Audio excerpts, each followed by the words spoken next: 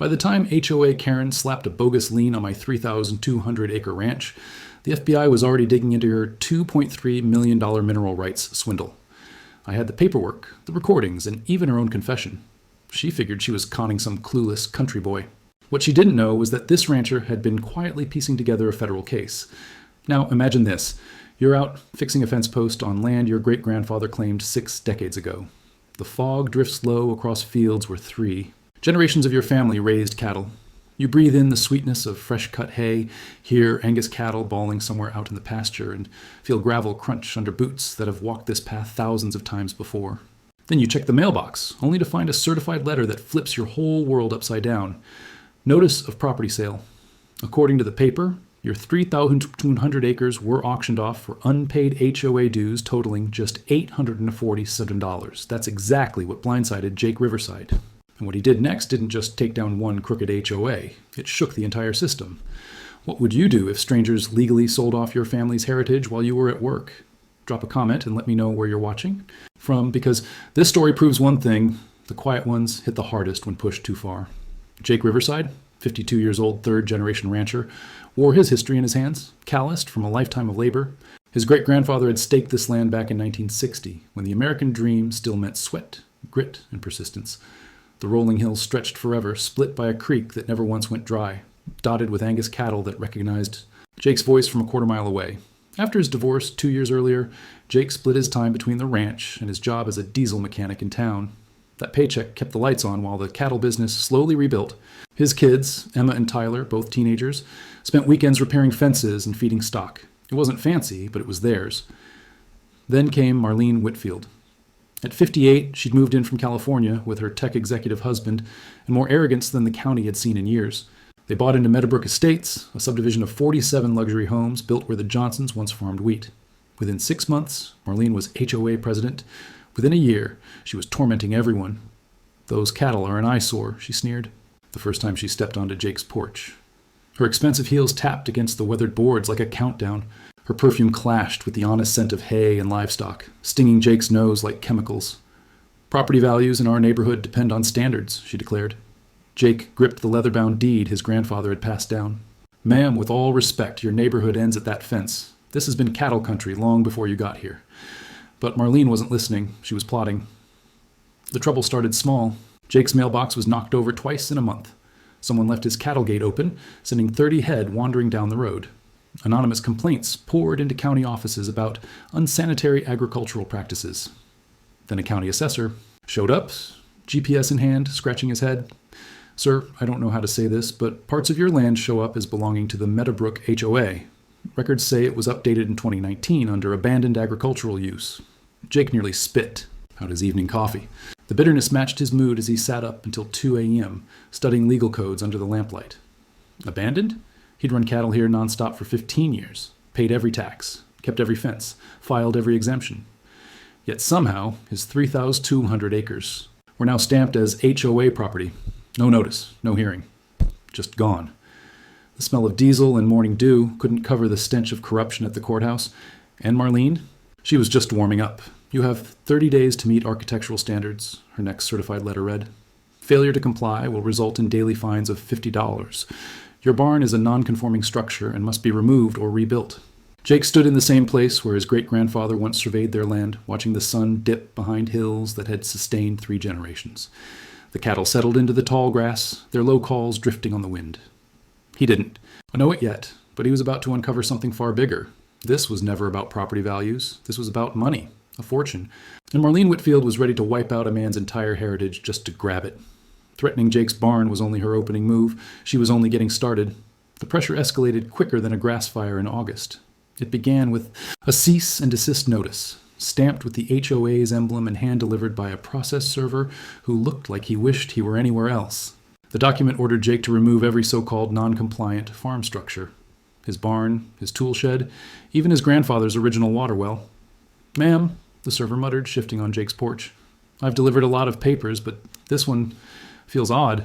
From across the property line, the sharp scent of freshly trimmed grass wafted over, carried from the HOA's obsessively maintained lawns. Jake could hear the relentless buzz of their giant mowers, sculpting turf so flawless it barely looked real. Nothing says neighborly like a $500 fine for having the wrong shade of mailbox, he thought bitterly. But Marlene had allies. Her husband, tech exec Bradford Whitfield, had connections in all the right places. Within a week, a county inspector appeared without warning, clipboard in hand, wearing the weary expression of a man who had seen this play out before. Sir, records indicate this land has been part of the Meadowbrook Estates subdivision since 2019, Inspector Morrison announced, squinting at his tablet. Jake felt his pulse spike. That's nonsense. I've paid taxes on this farm for 15 years. Morrison rotated the screen. There it was in digital black and white. All 3,200 acres listed as under HOA management, reclassified from agricultural to residential agricultural. The update carried a date, April 15th, 2019. Jake remembered that month. Officially, he was logged as deployed with the National Guard for Tornado Relief, except he wasn't. He'd been at Morrison's Diesel, clocking in every single day, and he still had the timesheets. His mechanic buddy had taught him a bitter truth years earlier. When clerks corrected county records, no notice was required if land looked abandoned. A few keystrokes in some downtown office and your property could disappear from under you. This is fraud, Jake said, his voice low but heavy with 3 generations of labor. Morrison shrugged, though something flickered in his eyes. Guilt? Maybe fear. I just enforced the records, sir. You'll need to bring it up with the clerk's office. Jake's response was immediate and precise. Years of fixing machines had taught him every problem had a system, and every system could be solved. He called in Kowalski Land Surveying, the same company his grandfather had trusted back in the 60s. Pete Kowalski's son now ran it, and he still remembered the old survey stakes. Your great-granddad hammered those markers deep, Jake. Let's see if they're still in place. They were, and when Pete Jr. ran his GPS equipment along those boundaries, the results were stunning. The HOA's beloved common area, the manicured strip of lawn hugging the road, actually lay 50 feet inside Jake's rightful property. Well, I'll be damned, Pete Jr. muttered after double-checking. According to the original federal homestead grant, their main entrance sits squarely on your land. Jake, however, didn't rush to confront Marlene. He had a sharper play. Digging into her past, he uncovered that she'd been fired from an HR job in California after a discrimination lawsuit. More damning still, Inspector Morrison was a Meadowbrook resident himself, living just 2 doors down from Marlene Jake's. Counterstrike was brilliant. He filed a formal complaint against the HOA's illegal storm drainage system, then planted no trespassing, private property signs straight through their fancy entrance. When Marlene screeched her Lexus into his driveway, he was waiting. You can't post those signs there, she shrieked, her voice rasping like a rusty hinge. Jake leaned on his truck, manila folder in hand. According to the original survey, ma'am, your subdivision entrance has been trespassing on my property for 5 years, but that's not the interesting part. He opened the folder, revealing Morrison's home address and employment records. The interesting part is how county inspectors who happen to live in your subdivision keep turning up violations on land you've been targeting. Marlene's face drained of color. She hadn't expected him to piece it together. That night, Jake phoned his ex-wife, Patricia. As a paralegal, she spotted the pattern instantly. Jake, this isn't random. This is coordinated title fraud. Somebody's been setting this up for a long time. Outside, Jake's cattle were settling down for the night. But Jake himself was only just beginning. The faint ticking of his old truck cooling echoed against the distant buzz of the HOA's security lights. Everything on the surface looked calm. Yet Jake now realized he was up against something far larger than petty neighborhood squabbles.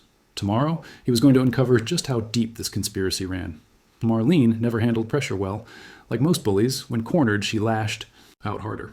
Within 2 days of Jake exposing the truth about his property line, the HOA board, 5 members, each handpicked by Marlene, called an emergency meeting to address violations at 47250 County Road 18, Jake's property, and he wasn't invited to speak for himself. The meeting notes, which Jake later got through a public records request, read like a list of punishments. $50 a day for unauthorized agricultural structures, another $50 for failing to maintain approved landscaping. And somehow, his cattle had been reclassified as prohibited livestock, with daily fines until they were gone. The numbers were crushing. $12,000 in backdated fees stretching to 2019, plus new penalties stacking up every day. Patricia, his ex-wife, sharp-eyed, as ever, saw through the scheme instantly. They don't care about collecting, she told him. They're building a debt big enough to take your land. The kitchen filled with a heavy scent of old paper and stress as Jake spread documents across his grandfather's oak table. Every bill, every tax receipt, every agricultural certification from the past 15 years. If they wanted a paper battle, he was ready. But Marlene had more poison to pour. Her next move was convincing the county to label Jake's herd as a public nuisance requiring special permits. Overnight, the cattle that had grazed here for generations were declared illegal. Jake answered by hiring Sarah Bennett, the sharpest real estate lawyer within 100 miles.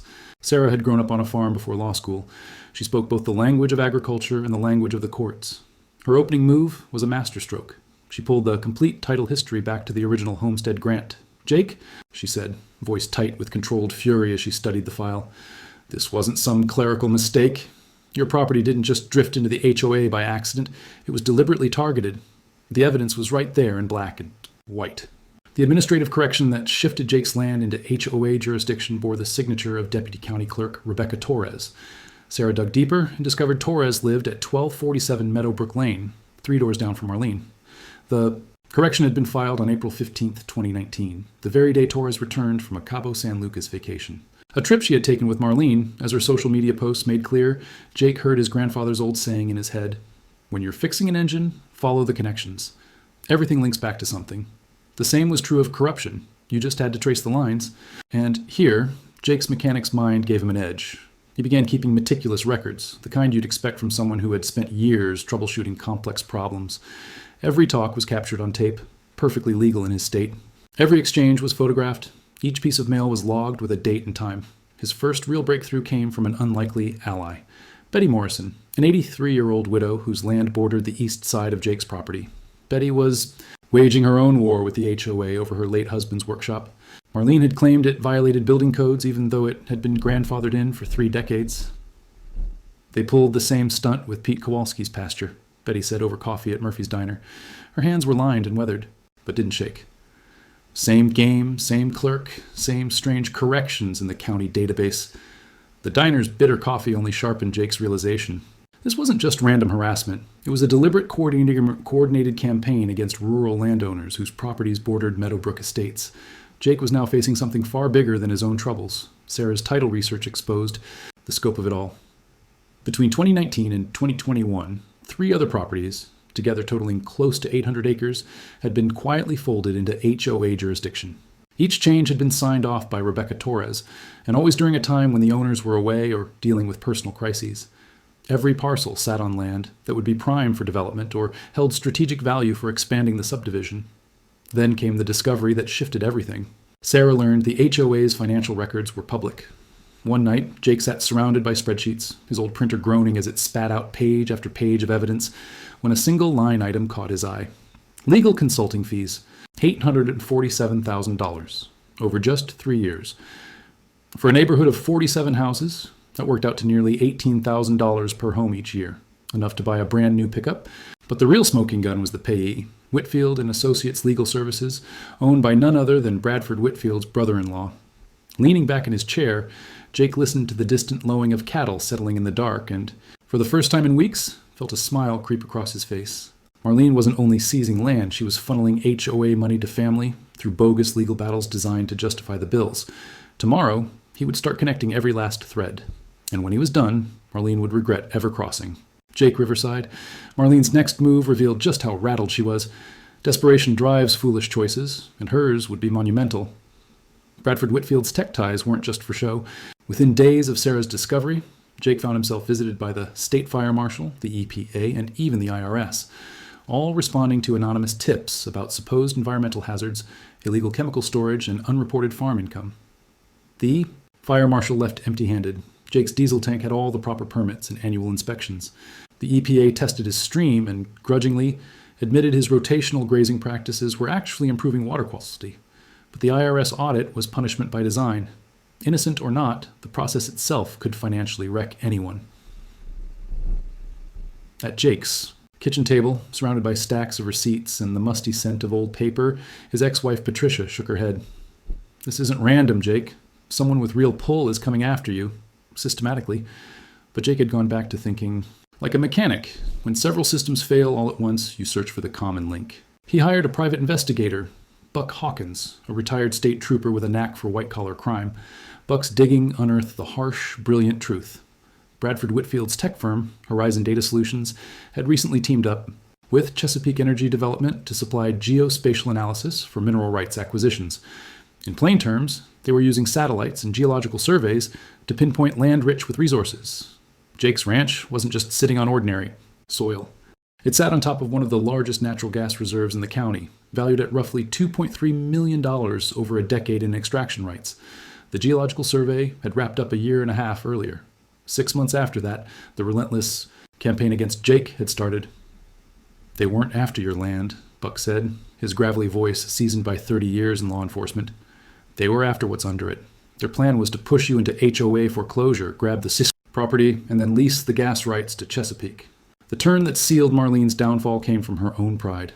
At a fiery HOA board meeting, secretly recorded by Jake's new ally, Betty Morrison, Marlene lost control. "We've put too much time and money into this to let some backwoods farmer wreck it all," she snapped, her voice clear on the tape. "Bradford's contacts at Chesapeake expect those mineral rights by December, and we cannot afford delays." 83-year-old Betty, fueled by righteous fury, had captured every minute of the 40-minute meeting on her grandson's phone. In one outburst, Marlene had admitted to conspiracy, mineral rights fraud, and motives rooted not in property values, but in greed. But Jake's true breakthrough came when Sarah uncovered something that flipped the entire legal battle. Jake's great-grandfather's original homestead grant carried federal anti-speculation protections, still enforceable decades later. Any fraudulent attempt to seize homestead land for development wasn't just a state violation, it triggered federal law. "Jake," Sarah said, voice taut with excitement as she spread the 1960s papers across his kitchen table, "this isn't just fraud anymore. This is a federal case. The FBI treats homestead violations very seriously." For the first time, hope tasted real, mixing with his morning coffee as Jake studied his great-grandfather's deed. The old man had been shrewder than anyone guessed, ensuring the land couldn't be stripped away by speculators. 3 generations later, that foresight was about to save the ranch. Jake's counterstrike came fast and hard. Sarah filed a quiet title action to wipe away any HOA claim over the deed. She sued the HOA for fraudulent lien and attempted theft, and her most crushing move, a complaint to the FBI's white-collar crime division, accusing them of organized homestead fraud. Meanwhile, Jake rallied allies. Pete Kowalski's horse ranch was under attack. Betty Morrison's workshop was in jeopardy. 3 more rural owners discovered their land had been quietly redrawn into HOA boundaries without consent. Together, they became what Jake privately nicknamed the Grudge Squad. 7 owners, 3,000 acres, and enough legal ammunition to bring down Meadowbrook Estates. The community rallied instantly. Murphy's Diner began pouring Justice coffee, proceeds going straight to Jake's defense fund. The hardware store put up a bold sign, "We stand with rural property rights." Even the local bank president, descended from 4 generations of farmers, went public with support. But the real force came from the press. Tom Bradley, editor of the local paper, had personal history. His grandfather had lost a farm to eminent domain abuse in the 80s. He turned Jake's story into a crusade. Rural landowners fight corporate land grab splashed across the front page, then spread to agricultural journals statewide. Marlene was about to learn that stealing from farmers in farm country was like jabbing a stick into a hornet's nest, and Jake was only getting started. The call that shifted everything arrived on a Tuesday morning while Jake was welding a busted gate hinge. Sarah's voice buzzed through his phone, charged with excitement. "Jake, sit down for this." I traced the title all the way back to the original federal grant. "What I found is huge." Jake set the torch aside, the smell of scorched steel mixing with damp morning air as he walked to his truck. "How huge?" "The mineral rights kind," Sarah replied. "Your great-grandfather's grant covers not just the land's surface, but everything beneath it. Oil, coal, gas, all of it. And remember that survey from 18 months ago? It shows massive gas reserves under your property." The world seemed to shift as Jake took it in. His great-grandfather, who never owned more than a beat-up Ford pickup, had unknowingly secured mineral rights worth millions. "How much are we talking?" Jake asked. "Conservative figure, $2.3 million over 10 years if leased properly. But here's the kicker. Somebody already knew." Sarah's digging had revealed the heart of the scheme. Horizon Data Solutions, Bradford Whitfield's tech company, had been hired by Chesapeake Energy to use satellite analysis to spot high-value mineral lands. Jake's ranch had been flagged as a prime target in a report dated 15 months earlier. The harassment hadn't been random at all. It was corporate espionage, followed by an attempt to steal on a massive scale. "They weren't after my farm," Jake said slowly, the realization hitting him like a bucket of ice water. "They were after my great-grandfather's legacy, trying to cash it in for their retirement." But the truth was even darker. Buck Hawkins' digging had uncovered that Chesapeake Energy already had draft extraction plans mapped out for Jake's land, complete with access roads, drill sites, and pipeline connections. The entire plan assumed that ownership would be transferred to Meadowbrook Estates Development Corporation by January 2025. Marlene hadn't been playing petty HOA politics. She'd been orchestrating a multi-million-dollar theft disguised as neighborhood management. The weight of it slammed into Jake like a physical blow. For months, he thought he was sparring with small-minded bureaucrats over code violations and boundary disputes. In reality, he had been standing between his family's future and corporate raiders who treated his great-grandfather's sacrifice. It was nothing more than a business deal. Sarah's tone softened as she revealed the final piece. Jake, there's more. The federal anti-speculation clauses in your homestead grant aren't just protective. They carry teeth. Anyone who fraudulently tries to grab homestead land for development faces federal prosecution and triple damages, which meant Marlene and her partners could owe Jake 3 times what they tried to steal. 3 times $2.3 million, nearly $7 million in recovery. Jake sat in his truck, listening to his cattle move through the pasture his great-grandfather had cleared by hand 6 decades earlier. The old man likely never imagined that the useless rock under his fields would one day be more valuable than the farmland itself. Yet somehow, with Depression-era wisdom, he had safeguarded it all. Sarah, Jake said quietly, I want every one of them prosecuted to the fullest extent of the law. Not for the money, for every farmer who's been robbed by schemes like this. The fire of righteous anger felt stronger than any cup of coffee. Marlene thought she was exploiting a naive country boy who wouldn't know how to fight back. Instead, she had picked a fight with 3 generations of grit, backed by federal law and mineral rights worth enough to buy half the county. Jake's great-grandfather had always said the land would take care of the family if the family took care of the land. 60 years later, that promise still held. And now it was time to make Marlene pay for underestimating both of them. Sarah Bennett's law office transformed into their command center. Jake quickly learned that legal combat required the same patient, systematic approach as rebuilding a diesel engine, only instead of tools and parts, they were assembling evidence and allies. Step 1, Sarah said, spreading papers across her table like a general mapping a campaign. We clear your title completely. Quiet title action removes every cloud on your ownership. Step 2, we sue the HOA for fraudulent liens and attempted theft. Step 3, we bring federal charges for homestead fraud. But Sarah's brilliance wasn't just strategy, it was recruiting reinforcements. She brought in Maria Santos, a civil rights lawyer, specializing in housing discrimination. Maria studied Marlene's documented remarks about community standards and undesirable residents and immediately spotted a pattern, targeting rural landowners based on class and lifestyle. This isn't only property fraud, Maria said, her voice sharpened by years of battling corporate bullies. This is systematic discrimination disguised as community improvement. Jake's job was to log damages with the accuracy of a mechanic's record book. Every legal bill, every lost workday, every repair caused by sabotage. The numbers stacked high, $43,000 in direct costs, plus lost farm income and halted improvements. But the true hammer came from Buck Hawkins' forensic financial work. The retired state trooper had a knack for chasing money trails, and the HOA's books painted a picture of corruption that would shame a politician. They've been bleeding this HOA dry for 3 years, Buck reported, his weathered fingers, tracing spreadsheet entries that amounted to grand larceny, legal fees funneled to Bradford's brother-in-law, consulting deals with shell firms owned by Marlene's relatives, maintenance contracts at triple market rates with companies that barely existed. The most damning evidence was a cache of emails Buck obtained through law enforcement contacts. They revealed that Marlene and Bradford had been plotting the mineral rights grab for over 2 years, carefully selecting which properties to target and inventing legal justifications for foreclosures. Meanwhile, Jake was building his own coalition of resistance. Pete Kowalski added his horse ranch troubles to the fight. Betty Morrison contributed her secret HOA meeting recordings. 3 more landowners joined the case as co-plaintiffs, turning isolated harassment into a full-blown conspiracy. Community support poured in. Jake's old boss at Morrison's Diesel launched a defense fund that pulled in $12,000 in just 2 weeks. The local Farmers Association unanimously agreed to provide expert witnesses. Even the Methodist Church, where Jake's family had worshipped for 3 generations, offered their fellowship hall for strategy sessions. Sarah coordinated with military-like precision. She filed the quiet title action on Monday, the fraud suit on Wednesday, and the federal complaint by Friday.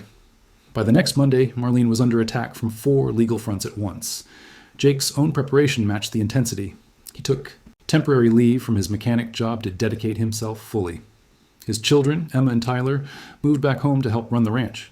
Even Patricia, his ex-wife, despite their rocky past, pitched in with paralegal work during late-night sessions. And then came the psychological warfare, Sarah's idea. Rather than shying away from publicity, they leaned into it. Tom Bradley's newspaper pieces had drawn interest from farming journals across the state. Sarah set up interviews that framed Jake as the face of small landowners battling corporate overreach. Every time Marlene sees your photo in the paper, Sarah told him, She's reminded this fight won't fade away quietly. Corporate bullies count on silence and isolation. But we're not giving her that. For Jake, the best part of preparation was the new security measures. With Buck Hawkins' help, he installed a surveillance network that could rival anything federal agents used. Cameras covered every corner of his ranch, streaming footage straight to cloud storage. If Marlene pushed things into sabotage, she'd be creating evidence that could land her in federal court. In Sarah's conference room, the smell of coffee mixed with determination. Maps plastered the walls, property boundaries, mineral surveys, HOA lines. Evidence boxes stacked high held phone logs, financial files, and printed emails, all weaving a trail pointing squarely at Marlene's scheme. Jake, Sarah said, scanning their timeline one last time. In 60 days, this goes before a federal judge. Everything must be airtight. Jake leaned back, picturing his great-grandfather clearing this very land with nothing but grit and muscle. That man had weathered the Depression, droughts, and collapse. Compared to that, Marlene Whitfield was just another obstacle. Sarah, he said, his voice carrying generations of stubborn resolve, we're not just presenting this case. We're going to crush them so hard no HOA ever dares run this con again. The thought of justice was sweeter than honey, and Jake was eager to serve it. But cornered predators are dangerous, and Marlene was about to prove just how vicious a suburban schemer could be once her million-dollar racket began unraveling. The sabotage started small. Jake's cattle troughs, cleaned for decades, suddenly reeked of motor oil. 30 head of black Angus stood around, thirsty and bewildered, while Jake scrambled to flush the systems and haul emergency water. Yet Jake remembered his grandfather's stories of the old range wars. Desperation leads to escalation, and escalation always leaves proof. Every fouled trough was photographed, every gallon of ruined water logged, every vet bill carefully filed. Next came the fence cutting. One dawn, Jake woke to find his eastern boundary hacked apart in 3 spots, his herd spilling across County Road 18.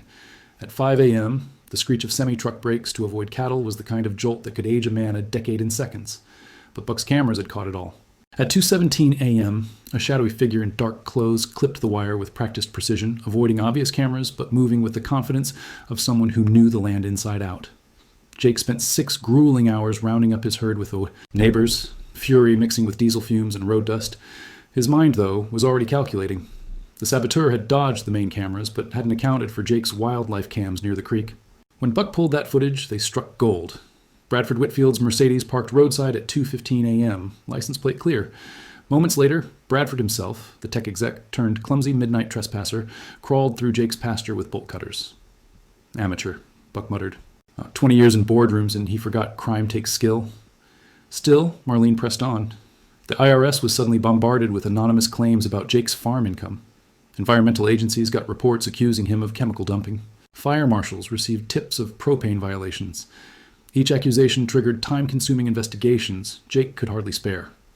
Then Jake noticed the pattern. It was textbook HR tactics, the very harassment strategies Marlene had honed in. California. She was unleashing bureaucratic warfare, but Jake's counterstrike was simple and devastating. Instead of answering each complaint, he documented the pattern. Sarah filed a federal harassment case showing 23 bogus claims in 6 weeks, all traced. Back to Marlene through IP addresses and filing styles, her desperation peaked with outright bribery. Inspector Morrison found $5,000 in cash under his truck wiper, with a note implying Jake's barn inspection could fail if Morrison wanted extra vacation money. Nervous and unwilling to sink deeper, Morrison went straight to the sheriff. The bills were photographed, fingerprinted, and linked to a withdrawal from Marlene's personal account. Her handwriting sealed the proof. She had committed a felony while already under federal scrutiny. Jake's teenage son, Tyler, turned out unexpectedly crucial in the digital fight. Growing up with tech had made him wary of online privacy. When their internet dragged, Tyler dug in and discovered someone had been spying on their network from a van parked on county land. "Dad," he said, showing Jake his laptop's traffic logs, "they've been reading our emails for 3 weeks." Buck traced the van to a private investigation firm hired by Horizon Data Solutions, Bradford's company. Bradford had been trying to eavesdrop on Jake's legal prep, but he overlooked one thing. Federal investigators don't take kindly to civilians meddling with active cases. Once Sarah tipped off the FBI, Bradford's firm found itself the subject of a federal obstruction probe. The community rallied fast. Local ranchers began rotating patrols on Jake's land. Murphy's Diner refused service to anyone tied to Meadowbrook Estates. The hardware store posted a sign, "HOA board members not welcome." Jake stood in his kitchen, listening to police radios. Buzz as deputies tracked the latest sabotage. The bitter taste of tainted coffee reminded him of a truth he couldn't ignore. Marlene Whitfield was willing to poison his cattle to steal his land. Every crime she committed was another nail sealing her legal coffin. "Tyler," Jake said, watching his son skillfully lock down their computer systems, "your great-great-grandfather could never have imagined this land being defended with digital forensics." Tyler smirked. "Different battlefield, same kind of enemy, Dad. People trying to steal what isn't theirs." Outside, Jake's cattle settled into their nighttime rhythm, now shielded by cameras, neighbors, and the constant vigilance of federal agents. Marlene had pushed herself straight into the grasp of federal prison. When her attempts at physical sabotage failed, she switched to psychological warfare, wielding the ruthless tactics of someone who'd spent decades tearing down people's lives in corporate HR. Her smear campaign began with fake social media accounts, spreading whispers that Jake was unstable and violent. Anonymous posts alleged he'd threatened her, that his marriage ended because of abuse, and that his ranch was a cover for illegal dealings. Each lie was carefully written to sound believable to outsiders who didn't know him, but Marlene hadn't. Accounted for small-town loyalty. Within hours of the first post, Jake's ex-wife Patricia unleashed a public response that burned her lies to ash. "I've known Jake Riverside for 22 years, married him for 15, and divorced him for reasons unrelated to his character," she wrote. "He's one of the most honest, hard-working men I've ever met. Anyone spreading rumors is either misled or malicious, and I am leaning toward malicious." Her words racked up 300 likes and 47 shares in just one day. Customers, cattle buyers, and neighbors across 3 generations rallied with their own stories, testifying to Jake's decency and his fight to protect his family's land from corporate thieves. Meanwhile, Sarah documented every fake profile, every rumor, every smear. Cyberstalking and harassment weren't just cruel, they were crimes, especially under federal investigation. Marlene was weaving her own prison bars, lie by lie, but the darkest turn came when she went after Jake's children. Anonymous calls to Child Protective Services accused him of raising Emma and Tyler in unsafe conditions, unsupervised around farm equipment, exposed to a dangerous father. CPS launched a full investigation. Social workers interviewed the kids at school, inspected every barn, and questioned neighbors about Jake's parenting. Fear and the suffocating weight of bureaucracy filled Jake's kitchen as he faced relentless questions about his family. Emma, 18 and blazing with protective anger, recorded her interview with permission. "My dad is the most responsible man." "I know," she told the social worker. "Anyone saying otherwise has never seen him work 18-hour days to put food on our table and keep our cattle alive." The case was thrown out within 2 weeks, but the damage was done. Jake had to hire a family lawyer, miss work for meetings, and explain to his kids why strangers were interrogating them. The emotional wound, that was exactly what Marlene wanted. Jake's counterstrike was brilliant. Instead of hiding, he went fully transparent.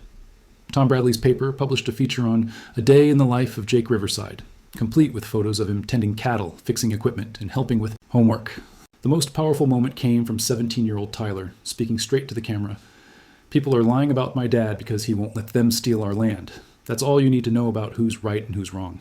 But Marlene's last desperate move revealed how rotten things really were.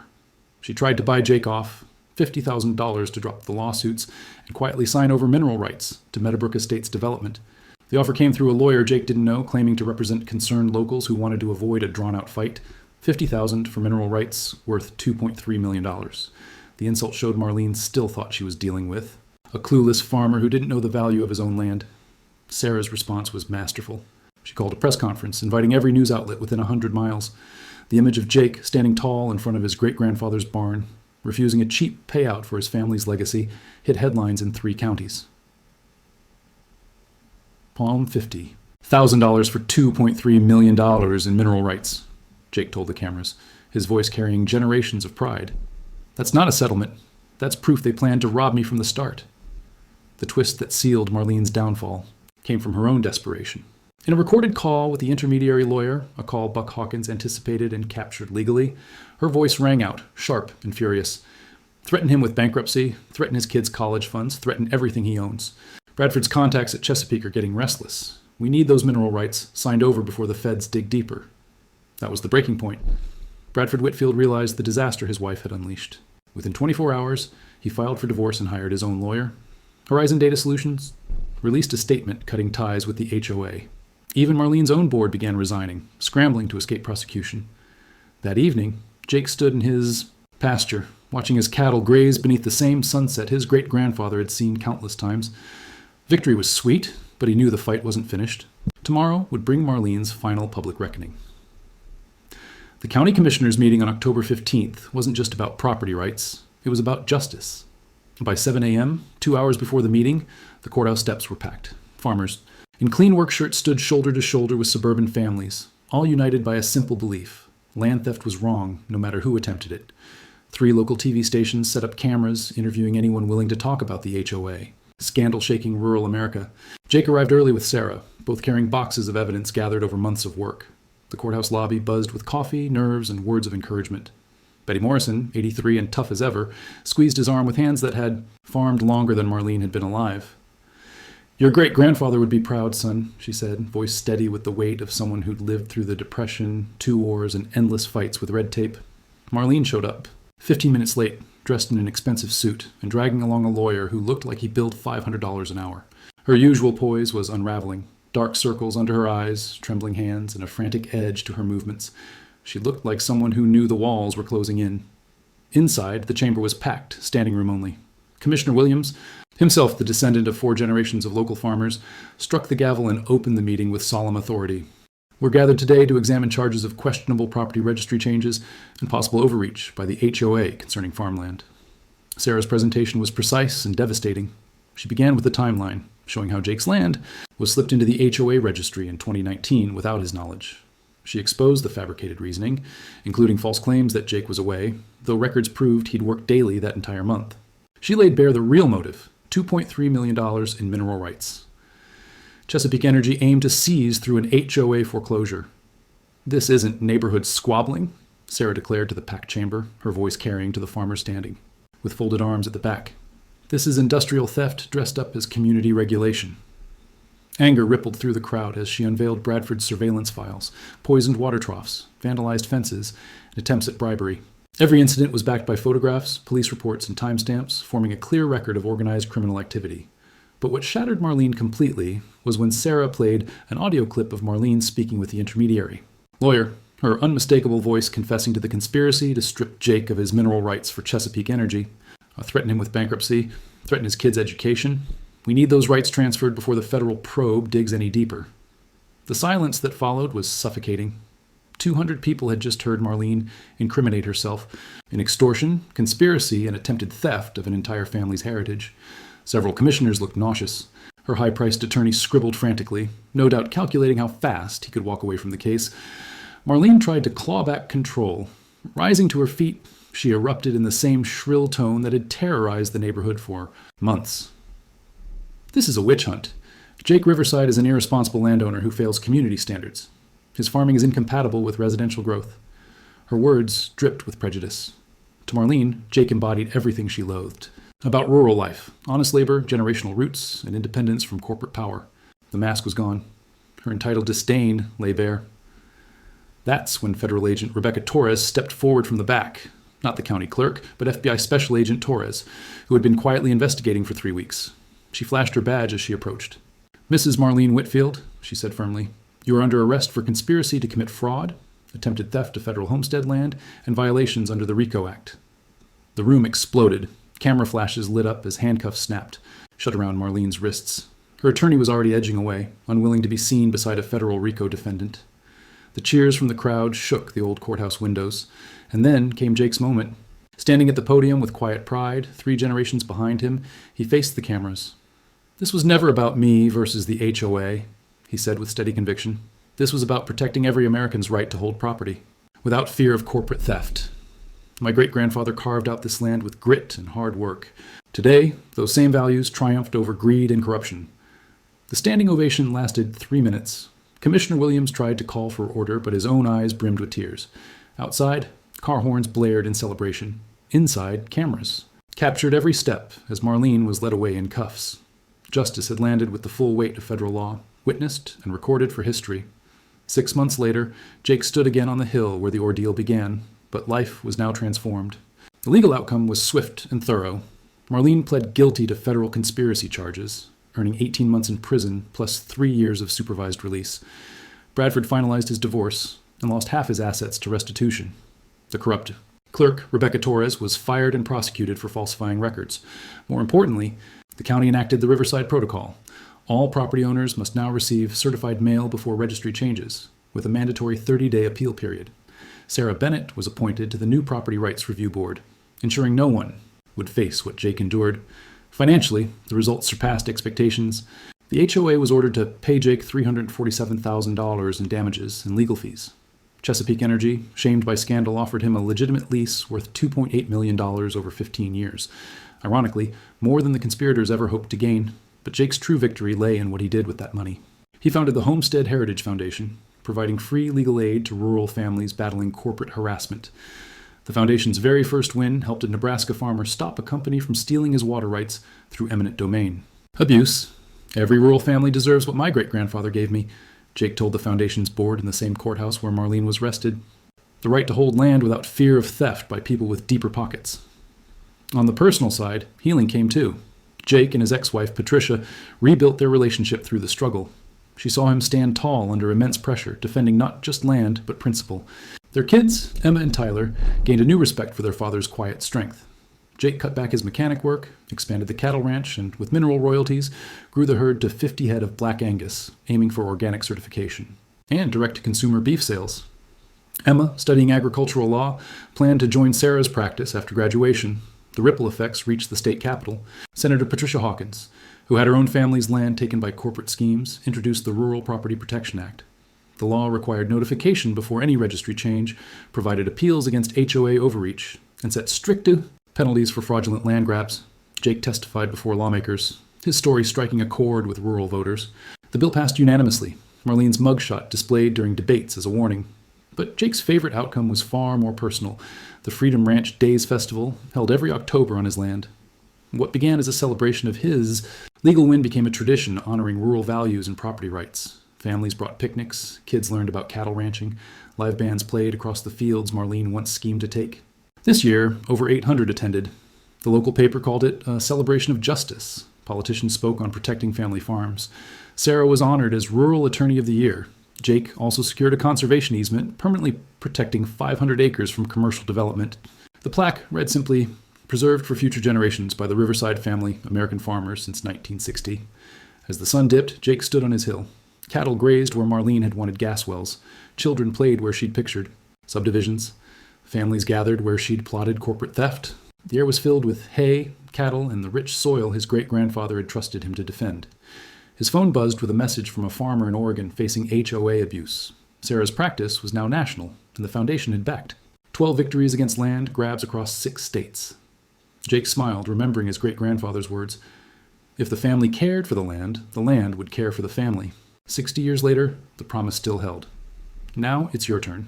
Share your worst HOA experience in the comments, and let us know if this story inspires you to stand against petty tyrants. If you love seeing underdogs win against corruption, hit that subscribe button. We've got more property rights battles coming, because American land belongs to American families, not corporate thieves. That's it for today's HOA saga. If seeing justice served lifted your day, hit like, drop a comment, and make sure you're subscribed. More wild neighborhood showdowns are on the way. We're gathered today to examine charges of questionable property registry changes and possible overreach by the HOA concerning farmland. Sarah's presentation was precise and devastating. She began with a timeline, showing how Jake's land was slipped into the HOA registry in 2019 without his knowledge. She exposed the fabricated reasoning, including false claims that Jake was away, though records proved he'd worked daily that entire month. She laid bare the real motive, $2.3 million in mineral rights. Chesapeake Energy aimed to seize through an HOA foreclosure. This isn't neighborhood squabbling, Sarah declared to the packed chamber, her voice carrying to the farmers standing, with folded arms at the back. This is industrial theft dressed up as community regulation. Anger rippled through the crowd as she unveiled Bradford's surveillance files, poisoned water troughs, vandalized fences, and attempts at bribery. Every incident was backed by photographs, police reports, and timestamps, forming a clear record of organized criminal activity. But what shattered Marlene completely was when Sarah played an audio clip of Marlene speaking with the intermediary. Lawyer, her unmistakable voice confessing to the conspiracy to strip Jake of his mineral rights for Chesapeake Energy. Threaten him with bankruptcy. Threaten his kids' education. We need those rights transferred before the federal probe digs any deeper. The silence that followed was suffocating. 200 people had just heard Marlene incriminate herself in extortion, conspiracy, and attempted theft of an entire family's heritage. Several commissioners looked nauseous. Her high-priced attorney scribbled frantically, no doubt calculating how fast he could walk away from the case. Marlene tried to claw back control. Rising to her feet, she erupted in the same shrill tone that had terrorized the neighborhood for months. This is a witch hunt. Jake Riverside is an irresponsible landowner who fails community standards. His farming is incompatible with residential growth. Her words dripped with prejudice. To Marlene, Jake embodied everything she loathed about rural life: honest labor, generational roots, and independence from corporate power. The mask was gone. Her entitled disdain lay bare. That's when federal agent Rebecca Torres stepped forward from the back, not the county clerk, but FBI Special Agent Torres, who had been quietly investigating for 3 weeks. She flashed her badge as she approached.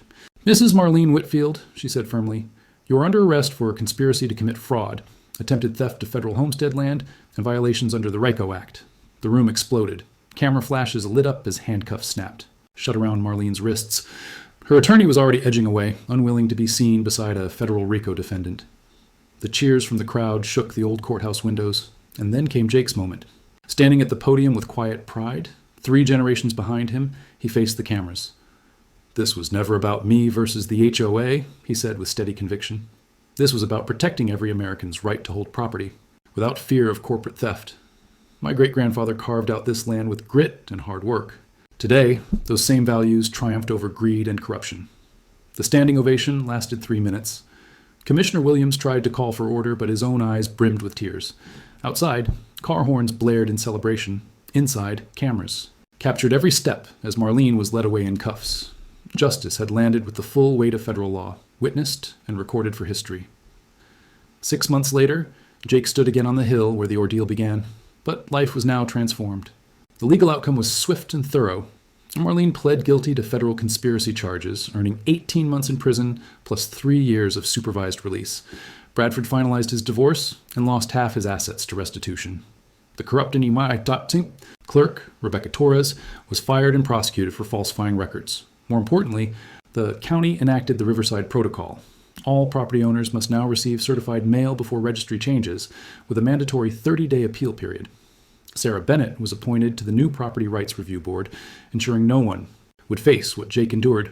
Financially, the results surpassed expectations. The HOA was ordered to pay Jake $347,000 in damages and legal fees. Chesapeake Energy, shamed by scandal, offered him a legitimate lease worth $2.8 million over 15 years. Ironically, more than the conspirators ever hoped to gain. But Jake's true victory lay in what he did with that money.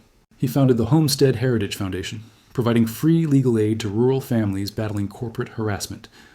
The foundation's very first win helped a Nebraska farmer stop a company from stealing his water rights through eminent domain. Abuse. "Every rural family deserves what my great-grandfather gave me," Jake told the foundation's board in the same courthouse where Marlene was arrested. "The right to hold land without fear of theft by people with deeper pockets." On the personal side, healing came too. Jake and his ex-wife, Patricia, rebuilt their relationship through the struggle. She saw him stand tall under immense pressure, defending not just land, but principle.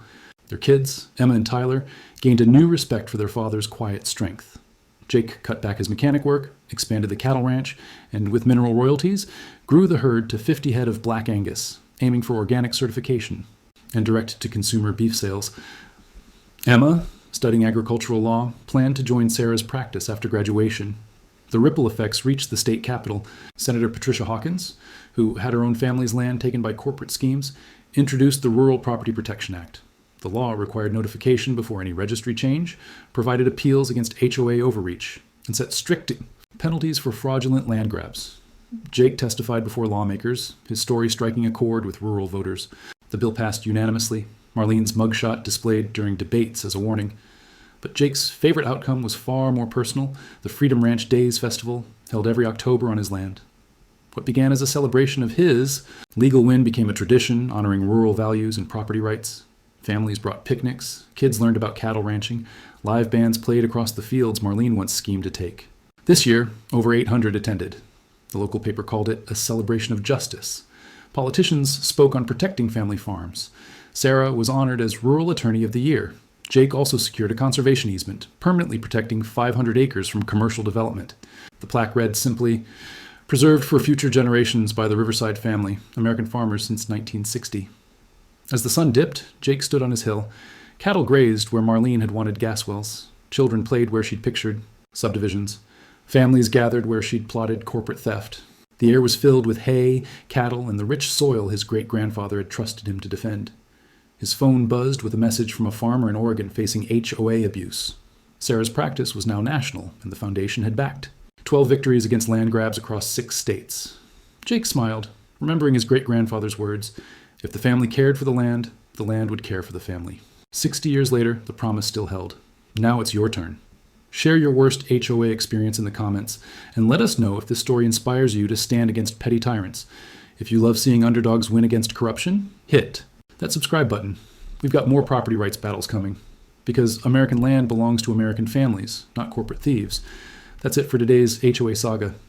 If seeing justice served lifted your day, hit like, drop a comment, and make sure you're subscribed. More wild neighborhood showdowns are on the way.